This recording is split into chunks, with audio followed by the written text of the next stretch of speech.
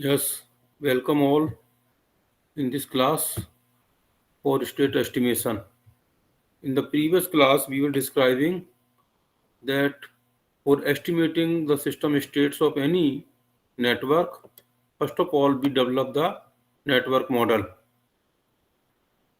And once we develop the model, that model, if maybe linear model or non-linear model, depending upon the network. If it is in our example, we consider linear DC network like this, and we have shown that its model can be written in this form: Z1, Z2, Z3, Z into Hx. In the form of Z is equal to Hx, where H is the system model, and X1 and X2 are the system states which are to be calculated. Then we describe that the model is equal to Z into Hx, and X are the system state. Theoretically, after calculating theoretically, H into X will be equal to the Z, but Z measured value, and there is a difference between the calculated value. This is the error. Then we told that to find out the actual value of X1, X2, we use this formula was calculated. G means H transport WH. So inverse of H transport WH, H transport W into Z. In this way, we find out the X. And so now, depending upon the degree of freedom,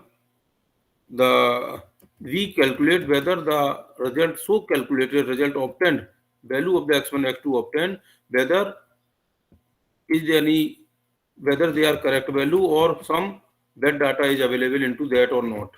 And we told in place of W, if the number of measurements are taken from the same instrument, then we use the standard deviation, and the W matrix is replaced by this: 1 by W1 square, sigma 1 square, 1 by sigma 2 square, 1 by sigma 3, and sigma 4 square, like this.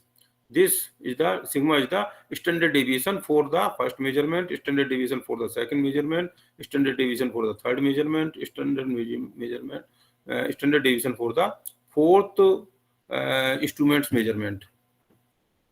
So then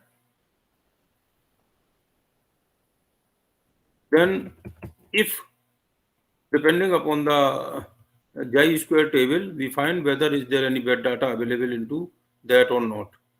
If this condition, therefore, depending upon the degree of freedom, it may be 2, 3, 4. If system states are 2 and number of measurements are say 6, then 6 minus 2 is the 4. 4 is the degree of freedom, and this is the how much chi-square means probability of getting the result will be in that limit.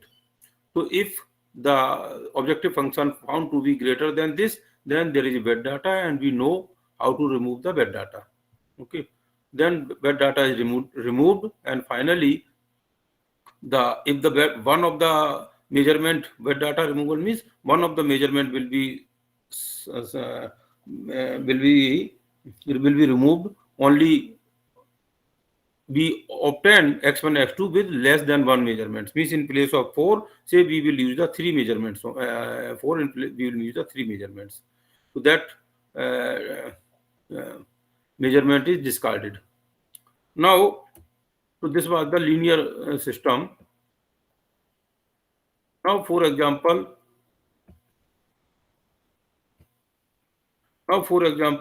we have now some AC network. We have a network like this. Say, for example, we have a network like this. This is the 4-bus system, bus number 1, 2, 3, 4, 4-bus system. These are the impedance values which are given. Impedance values. This is the I1, I2. And suppose, for example, we know the value of V1. We measure, or rather, we connect the voltmeter here. We measure the voltage V1, V2, V3, V4, and with the help of this, we want to find out I1 and I2. For example, so for that purpose, what we will do?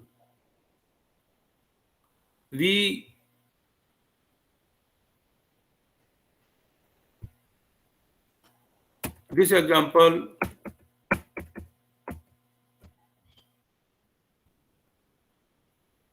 is shown here also. This is the example. Say This is a 4-bus system, bus number 1, 2, 3, 4, and here V1, V2, V3, V4 are given. We have to find out the I1 and I2.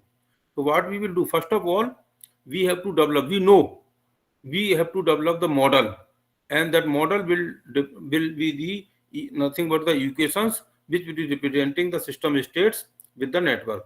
Means जो given data है, means system the we will find the relation between this whatever the given data is there. If the voltage are given V1, V2, V3, V4, relation of this with the I1 and I2. So for this, in this example, we will obtain the Z bus. Here you see, we know how to find out the Z bus. It is given, and with the help of Y bus inverse also, we can find the Z bus. Here you can say it is given, obtain the Y bus by this method, obtain the Y bus, then Z bus, like this. So we are not going to describe how to find out the Z bus, but this is already given in this. You can go through, because this in the last class, this is the Z bus inverse. If Y bus is obtained, that for finding the Z bus inverse we can do. It is a Y bus, then find the Z bus inverse. But by modification method also, we know with the help of the modification method how the Z bus is formed. This is the method of forming the Z bus. So this in the last unit we described how to form the Z bus. So we are not going to explain this how to form the Z bus, but we know this is you can do this is the Z bus. Okay, is it clear or not up to now? Yes, sir. So this is the Z bus, and Z bus is nothing but it's the V1 Z1 Z bus I bus. V bus is equal to Z bus I bus. Means this V1, V2, V3, V4 they are related with the Z bus I1, I2, I3, I4, like this. They are related like this. V bus is equal to, now this I1, I2. What is this I1, I2? Current injected at bus number 1, current injected at bus number 2. You see here, if you see this example, numerical example, I1, I2, I3, in this,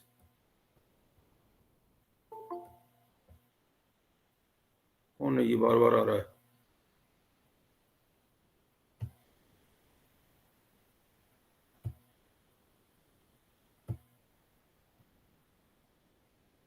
So here you see in this,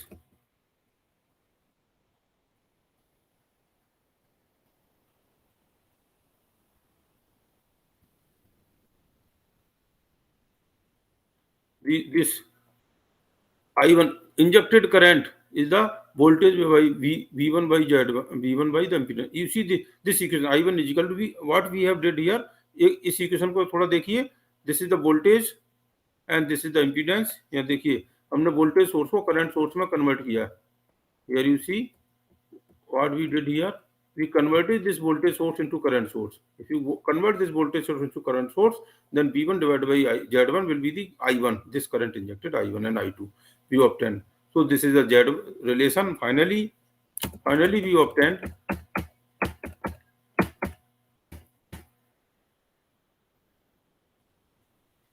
so this is the Z bus, and relation between V1 and I1, I2 is this. Now you see I3 and I4 is, there is no voltage source at bus number 3 and 4. So there is no injected current at bus number 3 and 4. So it is 0. So since it is a 0, if you multiply this row into this column, this is useless. There is no meaning of this I3, I4. Means there is no meaning of this. Z bus में इसकी कोई जरूरत नहीं है. Simply this V1, V2, V3, V4 can be written with the help of this and this. So here you see what we did. Here you see. Now we come to the actual question. Find the Z bus of the network. ये है. इसका Z bus आप निकालेंगे. Then after finding the Z bus, what we will do? You see, estimate the injected current I1, I2 in the above circuit if V1, V2, V3, V4 are given. V1, V2, V3, V4 are given, then find I1, I2. Means 4 measurement लिया है हमने. 4 measurement लिया V1, V2, V3, V4 और हमें I1, I2 निकालना है. ये हमने देखिए V1 is equal to V1, V2, V3, V4. ये Z bus था. Z bus में से वो पोर्शन हटा दिया जो 0, 0 था. So this model, this is called the system network model. तो system network model हमने जो हमारी measured value था, जो इंस्ट्रूमेंट से measured value था, Z1 Z2 Z3 Z4 उनका relation system state x1 x2 के फॉर्म में ऑब्टेन कर लिया. That's why this is called the Z is equal to Hx. यही तो रिलेशन आ गया था. यहां तक किसी को कोई क्वेश्चन है? ये इज दिस पोर्शन क्लियर और नॉट? यस सर, क्लियर है. हाँ, तो ये जो जीरो था उसे हटा दिया. So this is written as Z is equal to Hx. उस फॉर्म में आ गया.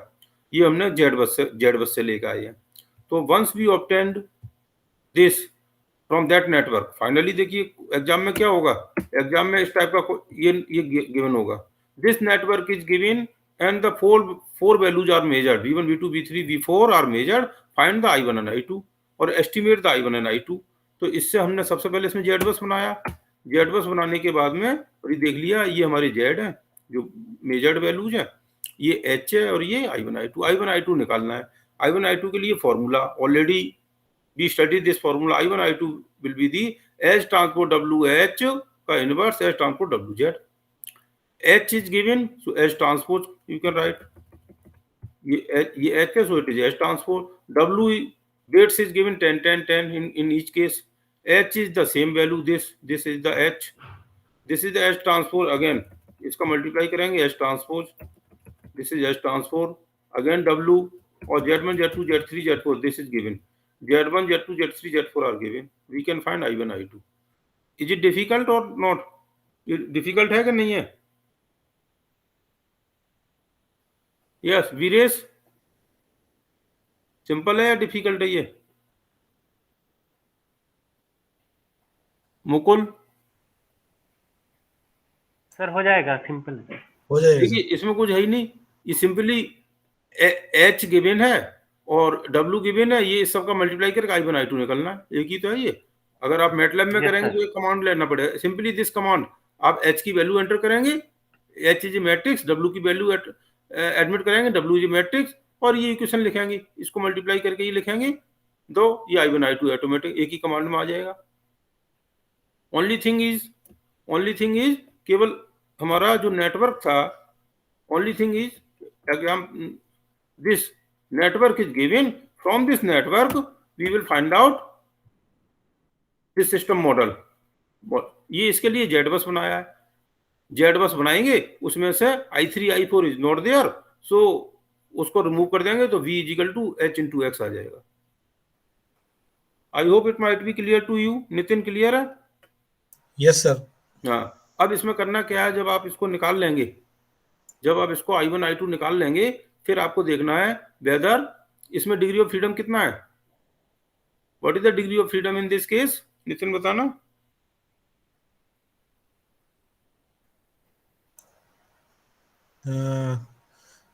चार मेजरमेंट लिए ना, 2 रहेगा सर. 2 है तो 4 - 2 is the 2. Degree of freedom is 2.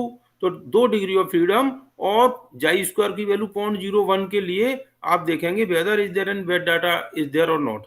तो जो हमारा जो 4 मेजरमेंट है इसमें कोई एब्सर्ट वैल्यू तो नहीं है, ये यानी वेट डाटा इज प्रेजेंट और नॉट. ये पता लग जाएगा इसमें कोई वेट डाटा है या नहीं. If there is wet data, suppose wet data इसमें है, तो इस थर्ड वाले को हटा देंगे यहाँ से. इसमें H थर्ड वाले को हटा, H में से ये हट जाएगा और यहाँ से ये हट जाएगा, यहाँ से ये हट जाएगा, थर्ड वाला हट जाएगा. तो फिर हमारा फिर दोबारा से निकालेंगे, ये सब चीज दोबारा करेंगे, फिर देखेंगे कोई बैड डाटा है कि नहीं है. If there is no bad data तो हमारा जो वैल्यू आया I1 I2 वो ओके है. I hope you will do this. ये मैंने असाइनमेंट दिया आपको इसका करना है. और नितिन आपने प्रोग्राम लिखा है कि नहीं? सर अभी नहीं किया सर. अच्छा करो, ये तभी तो ज्यादा चीजें. देखिए आप मैटलैब से करेंगे बहुत आसानी से हो जाएगा. हैंड रिटन जब करेंगे, मैनुअली करेंगे तो कहीं ना कहीं बार बार मिस्टेक हो जाएगी, आपको पता नहीं लगेगा कहाँ मिस्टेक हो रही है. Yes sir. ओके नाउ अब देखिए अगेन वी मॉडिफाइड दिस. अब क्या किया, इसी प्रॉब्लम को फिर मॉडिफाई किया है. Let in place of 4 there are 5 measurements. हमने कहा 4 नहीं है, 5 मेजरमेंट्स हैं. V1 V2 V3 V4 और I12 means current in the transmission line connected between node 1 and 2. 1 और 2 के बीच में जो ट्रांसमिशन लाइन कनेक्टेड है उसकी करंट भी गिवन है, मतलब 5 मेजरमेंट गिवन है. V1, V2, V3, V4 and V5. Oh, sorry, I12. This is also given. This is given. इसका गिवन का क्या मतलब है? देखिए, इसमें एक ही वैल्यू और गिवन है. इसमें करंट I12, 1 और 2 के बीच में जो करंट फ्लो हो रही है यहां से लेके यहां तक, इसकी वैल्यू और गिवन है. If it is given, yeah, this given, then estimate injected current I1 I2 अब निकालना है. अब ये कितने 4 की जगह 5 मेजरमेंट हो गए और करंट हमारी I1 I2 हो गया. ठीक है, ओके, कर पाएंगे? इसे कैसे करेंगे?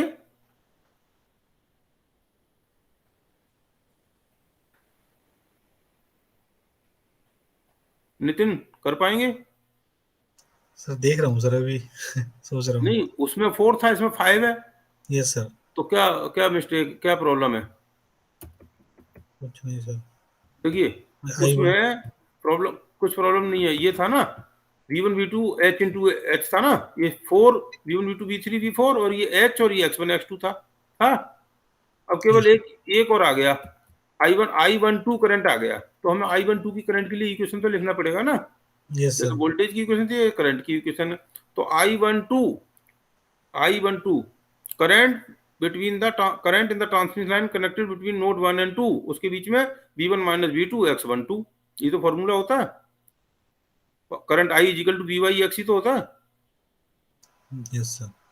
तो ये वोल्टेज का difference, voltage V1 minus V2 into X12 और V1 V2 जो हमारा, देखिए यहां से ही जो हमने ये लिखा है, V1 की इक्वेशन है, V1 in terms of I1 I2 है क्या? नहीं है?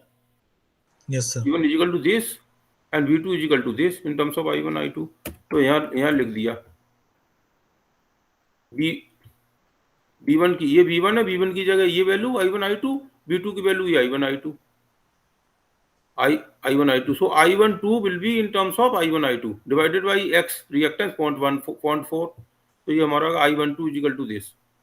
ठीक है, यस सर. ये तो एक इसको 0.4 को डिवाइड कर देंगे तो ये आ गया. Means I12 current flowing into the transmission line connected between node 1 and 2 is in terms of 1 and I1 I2. ये रिलेशन आ गया. इस इक्वेशन को फिर हमने इसका बढ़ेगा, हमारा system state system model main यही है. सिस्टम मॉडल ये भी I12 is also having relation with I1 I2. तो इससे एक इक्वेशन ये और बढ़ गई. ठीक है, तो पहले ये हमारा 4/2 का था, 5/2 का हो गया. और पहले डिग्री ऑफ फ्रीडम 2 था, अब डिग्री ऑफ फ्रीडम कितना हो गया? 3. अब डिग्री ऑफ फ्रीडम 3 हो गया. तो अब वही फॉर्मूला, इसमें कुछ नहीं, देखिए वही लगाएंगे. Z equal to HX given है. अब Z equal to HX given है. अब हमें X1 X2 निकालना है. फॉर्मूला से सेम है, I1 I2 की वैल्यू यही फॉर्मूला लगेगा, केवल H की वैल्यू चेंज हो गया और यहाँ H की चेंज हो गया. तो ये W भी ये 5/5 का हो जाएगा. Otherwise everything will be same formula लगेगा, केवल H की वैल्यू चेंज हो गई है. ठीक है, इज इट क्लियर और नॉट? अब क्या करेंगे, जब ये X की वैल्यू आएगी X1 X2, तब हम इसमें देखेंगे बेड डाटा इज अवेलेबल और नॉट. इसमें बेड डाटा है क्या नहीं है. तो ये कैसे पता लगेगा बेड डाटा कैसे पता लगेगा? बेड डाटा निकालने का, बेड डाटा कैसे निकालते थे, अवेलेबल है क्या नहीं है. इसी में जो ये गिवन, देखिए बेड डाटा के केस में तो हमने अभी किया है ना लीनियर सिस्टम के लिए, यही objective function Z minus HX निकालते हैं. Z given value, H is given, X1 X2 जो निकल के आया है, तो Z माइनस एरर आया, ऑब्जेक्टिव फंक्शन निकाला और लुकअप टेबल में देखते हैं ये कि अगर उससे ज्यादा है कि नहीं है जो गिवन वैल्यू है. अगर उससे ज्यादा है तो bed data is available, otherwise not. तो अगर जिसमें भी बेड डाटा अवेलेबल होगा वो पोर्शन को रिमूव कर देंगे. Again come to the question. इसी अब देखिए, इसमें देखिए वोल्टेज, एक आप थोड़ा सा गौर करिए. यहाँ पे ये वोल्टेज थी V1 V2 V3 V4. V3 की वैल्यू कितनी है? जी यहाँ पे दिख रहा है, ये कितना है V3 की वैल्यू? 1.045. देखिए अब यहाँ पे देखिए, intentionally I have taken the value V3 equal to this. कितनी ली हुई है यहाँ पे? V3 की वैल्यू 1.0 V4, हाँ V4 की कितनी ली हुई है 1.0 04 1.05 और उसमें 1.045 है। तो इंटेंशनली हमने वोल्टेज की वैल्यू थोड़ी सी चेंज ली है।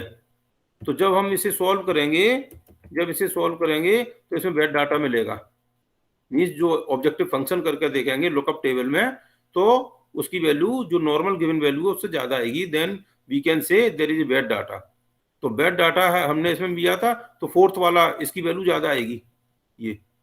फिर इसको ये रिमूव करेंगे, फिर जो ये बच जाएगा उससे फिर हम रिपीट करेंगे, then the result will be again obtained, that will be the correct value and within limit.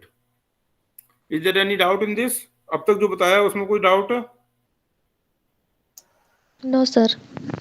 देखिए जब तक आप करेंगे नहीं ना, एक तो मैनुअली आप हैंड रिटन करिए। हैंड रिटन में क्या है, आपको जैसा 4/2 की मैट्रिक्स है, 4/4 की मैट्रिक्स है, मैट्रिक्स मल्टीप्लीकेशन बहुत टाइम लगेगा। लेकिन अगर यही चीज को आप कंप्यूटर के थ्रू करेंगे, मैटलैब के थ्रू करेंगे, तो दो मैट्रिक्स का मल्टीप्लीकेशन, इन्वर्जन, ये बहुत डायरेक्ट केवल आप लिखेंगे और एक कमांड में ही उसका वैल्यू आ जाएगा। तो it will be easier if you do through the MATLAB. MATLAB से करेंगे तो चीज सिंपल नजर आएगी, और मैनुअली करेंगे तो मुश्किल सी नजर आएगी। लेकिन आप दोनों से करिए जिससे कि रिजल्ट आपके कंपेयर और आपको कॉन्फिडेंस हो जाए जो आपने प्रोग्राम लिखा है वो ठीक है। प्रोग्राम नहीं भी लिखा है तो मैटलैब में आप डायरेक्ट मल्टीप्लाई करके देख सकते हैं।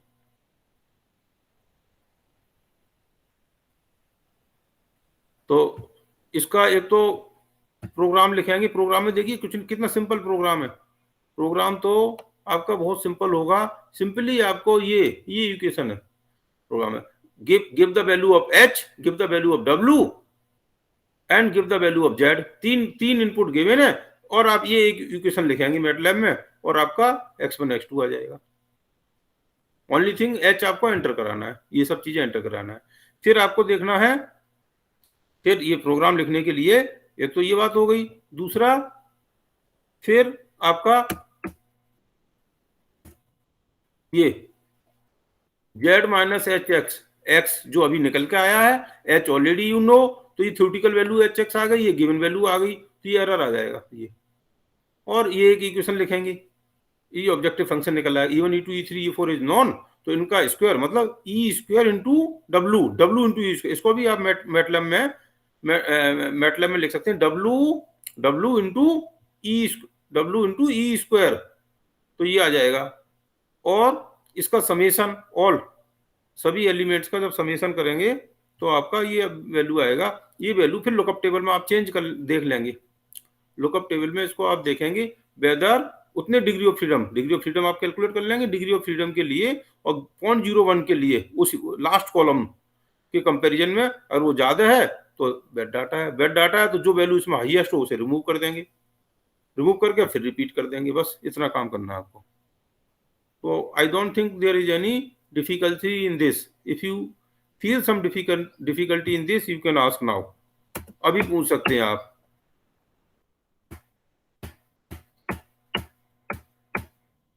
Any question in this? कुछ पूछना है? नो सर, एक बार करके देखेंगे सर, फिर देखेंगे। अच्छा, now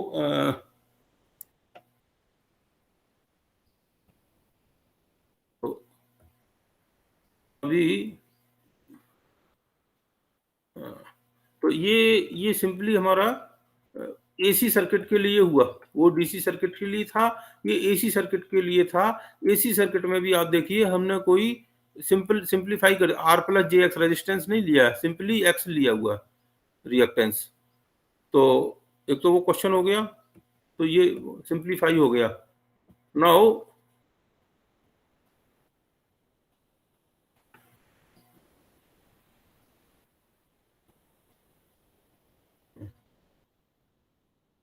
yes, one more question. तो ये क्वेश्चन मैंने असाइनमेंट में दिया, जो इसमें बताया है उसको आपको manually as well as through computer program solve करना है। अब एक another question of state estimation I want to take.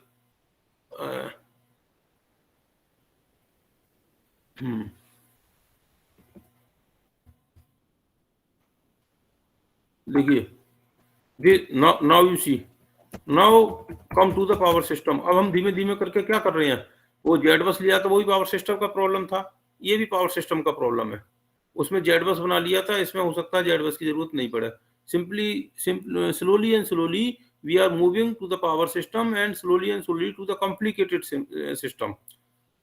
तो पहले तो डीसी नेटवर्क लिया, फिर एसी नेटवर्क लिया, फिर उसमें पावर सिस्टम का इन्वॉल्वमेंट किया। अब ये पावर सिस्टम है, इसमें भी हमारी इक्वेशंस लीनियर रहेंगी। देखिए what is given, you see 5 meters are installed on a 4 bus system to measure the line real power flow, and the variance are the same, that is equal to sigma is equal to 0.01 per unit,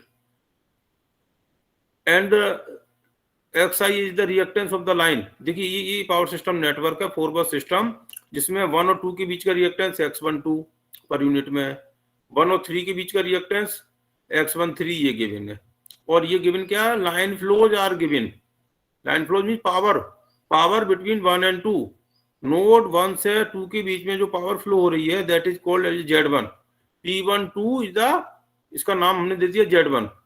power flowing between 1 and 2, node 1 and 2 इतना per unit है। Real power flowing from node 1 to 2 is 0.34, node 1 to 3 is this। 1 और 3 के बीच में power, 1 और 2 के बीच में पावर, देन 2 एंड 3 के बीच में, देन 2 एंड 4 के बीच में, देन 3 एंड 4 के बीच में। ये पावर गिवन है, means this values are given. Power flowing means line flow हमने मेजर कर लिया और इनकी रिएक्टेंसेस गिवन है। ओके, और निकालना क्या है हमें, इनके पावर एंगल निकालना है। ये जो वोल्टेज इसका जो हम पावर फ्लो आगे तो वोल्टेज भी होगा, वोल्टेज एंड एंगल, तो एंगल निकालना, पावर Δ2 Δ3 Δ4 पावर एंगल निकालना है। Since system is at per unit we consider voltage are 1 per unit. Voltage सभी बसेस का 1 पर यूनिट है और हमें पावर एंगल निकालना, पावर एंगल Δ2 Δ3 Δ4। तो इसके लिए हम क्या करते हैं, सबसे पहले तो इसका सिस्टम का मॉडल बनाना है। तो इसकी इक्वेशन जो गिवन है उसके लिए इक्वेशन बनाते हैं। Z1 Z2 Z3 Z4 Z5 is given, तो उसके लिए इक्वेशन बनाएंगे। Z1 क्या, power flowing from this to this, कितना होगा, power is equal to EB by x sine delta. Power का फॉर्मूला होता है EB by x sine delta. Delta means angle between this to this. तो इसका voltage means, देखिए इसके लिए हमने क्या किया, ये 1 और 2 के बीच का पावर फ्लो होगा E and V means V1 V2 by x sine delta. V1 is 1 per unit and V2 is per unit, so V1 V2 x by x reactance between them, and sin delta means angle between the two buses, एक बस θ1 minus θ2, एक और Δ1 minus Δ2। अब since power angle is small, इसको फिर हमने देखिए trick के थ्रू हमने साइन डेल्टा को delta, we assume delta is very small, तो sine delta is equal to delta, तो हमने यहाँ डेल्टा लिख दिया। ऐसी simply power flowing from 1 to 3 ये लिखा, power flowing from all equations. Okay, तो ये after putting the value of x1 x2 x3 x4, since we considered bus number 1 as a reference bus, so θ1 is the 0 angle, power angle of θ1, power angle of the bus number 1 is 0, so θ1 is 0। तो हमने इसके form में θ2 θ3 θ4 के form में ये लिख लिया, P1 P2 P3। इसी को, ये हमारा सिस्टम मॉडल बन गया। इसको मैट्रिक्स फॉर्म में जब लिखेंगे तो ऐसा आएगा, Z1 Z2 Z3 Z4 Z5 mean 5 measurement थे जिसको हमने P12 P13 P23 ये कहा था। Z1 Z2 Z5 they are related with this H into X। तो हमारा system states θ2 θ3 θ4, that is the 3 are the system states and 5 are the measurements। so degree of freedom is 2, 3 minus 5 minus 3 is the 2। तो फिर हमने देखी H, अगर if we know the H, ये H है, if we know the H and W is given, W क्या है, variance sigma is given, sigma for each measurement, each instrument is given, sigma 1 sigma 2 sigma 3 sigma 4 sigma 5 they all are given। तो 1 by sigma square ये 1/σ², σ² निकलेगा इससे, sigma is 0.01 is given, σ² आ गया, σ² का 1/r 1/σ² कर देंगे तो W आ जाएगा, तो ये W आ गया, तो ये हमारा ये आ गया W, और इसी इक्वेशन में रखेंगे सेम जो पहले करते रहे हैं, Z इज गिवन, ये same G inverse S transpose WZ, ये वैल्यू आ जाएगा x1 x2 x3, और देखेंगे इसमें कोई एरर है कि नहीं है, वही मेथड, वेट डाटा अवेलेबल है कि नहीं है, इसमें फिर पता लगेगा वेट डाटा है, वेट डाटा सपोज ये सबसे हाईएस्ट वैल्यू है, इसको रिमूव कर देंगे, थर्ड को h को मॉडिफाई कर देंगे और फिर इसे सॉल्व करेंगे, फिर हमारा θ2 θ3 θ4 आ जाएगा। इज दिस पॉइंट क्लियर और नॉट? Yes sir. तो जब तक आप खुद नहीं करेंगे आपको मुश्किल लगता रहेगा, तो मेरा रिक्वेस्ट यही है कि आप इस पर सबसे पहले तो कंप्यूटर प्रोग्राम भी लिख लें, बहुत सिंपल है, मैट्रिक्स में मैटलैब में, और कुछ भी नहीं करते हैं तो एक लाइन तो लिख ही सकते हैं, वेट डाटा अगर नहीं भी कर वो हाथ से कर लें तो एक लाइन का मल्टीप्लाई कर वो आसान होगा आपका, मैटलैब में एक लाइन लिख लेंगे तो उससे आपका मल्टीप्लिकेशन सबका इनवर्स और मल्टीप्लिकेशन हो जाएगा, और जो वेट डाटा वाला चीज है वो मैनुअली आप करके देख लें, अदरवाइज ओवरऑल प्रोग्राम लिख लें। तो अभी तक जो हमने 3 न्यूमेरिकल क्वेश्चंस बताए हैं, 3 या 4 न्यूमेरिकल क्वेश्चंस बताए हैं, वो सारे अल्टीमेटली हमने उसको लीनियर में कन्वर्ट कर लिया है, आइदर इट वाज डीसी और एसी, हमारा जो सिस्टम मॉडल है वो लीनियर में कन्वर्ट हो गया, although in the power flow analysis we have seen और power system equations are not linear नहीं है, दे आर नॉन लीनियर। यहाँ पे भी हमने क्या किया था, power equal to E/x sine delta को डेल्टा एज्यूम करके लीनियर बना लिया। अगर सिस्टम एक्चुअल कैलकुलेशन करें then system you have to consider that should be the non linear. तो नॉन लीनियर के लिए कैसे यूजफुल होगा, स्टेट एस्टिमेशन कैसे करेंगे, ये हम नेक्स्ट क्लास में देखेंगे, ठीक है। दैट इज स्लाइटली डिफिकल्ट, तभी मैं कह रहा हूं डिफिकल्ट पे पहुंचने से पहले आप ये चीज एकदम से पक्की कर लें, जिससे वो समझाते वक्त आपको दिक्कत ना आए। I hope everything is clear to you. Yes sir. हाँ, कर पाएंगे, और प्रोग्राम आज ही बैठ के लिखेंगे सारे लोग प्रोग्राम, और इसका असाइनमेंट भी कोशिश करेंगे सबमिट करने का। देखिए मैंने आपका इस पे देखिए, see this state estimation assignment 1 assignment 2 assignment 1 if you see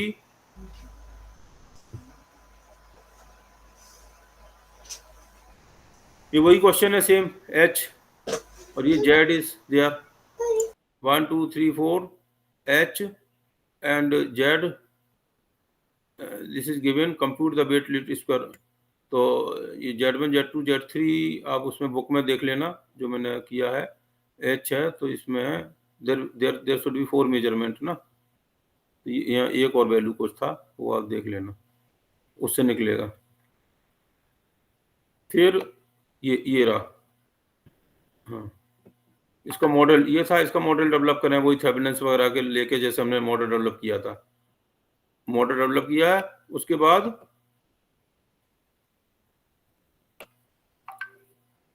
okay, और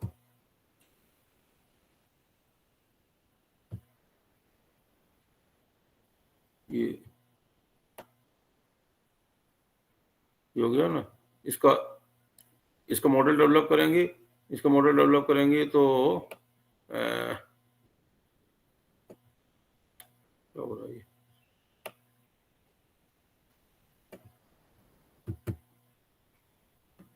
ये देखिए यहाँ भी लिखा है Z1 Z2 Z3 Z4 6.98, Z4 is 4.40, यहाँ पे 4.40 और है, तो ये वाला मॉडल बन जाएगा, इसको सॉल्व करेंगे। इसको दो पार्ट में इसलिए डिवाइड कर दिया, कभी कभी क्वेश्चन इस तरह पूछ लेते हैं पूरा, कभी कभी ये गिवन है और तब पूछते हैं, तो और कभी ऐसा भी हो सकता है कि ये पोर्शन हटा दें, थर्ड लाइन हटा दें और h और 3 z गिवन 1 2 3, एक ये लाइन हटा सकते हैं h, क्योंकि 4 है ना, और फिर हम x1 x2 निकाल सकते हैं विद 1 डिग्री ऑफ फ्रीडम, तो कैसा भी क्वेश्चन बन सकता है। फिर हमने ये लिया है, ये जो अभी एक्सप्लेन किया है, तो ये इसके बेसिस पे आप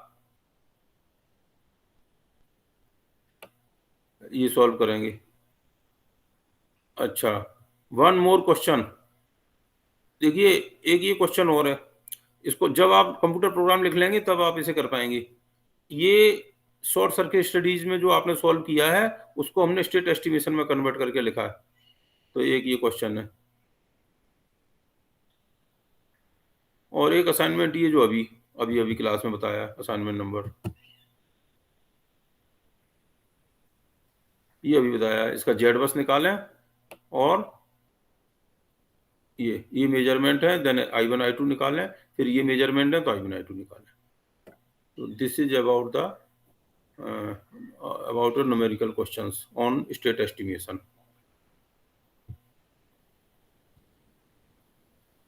ठीक है, एनी क्वेश्चन?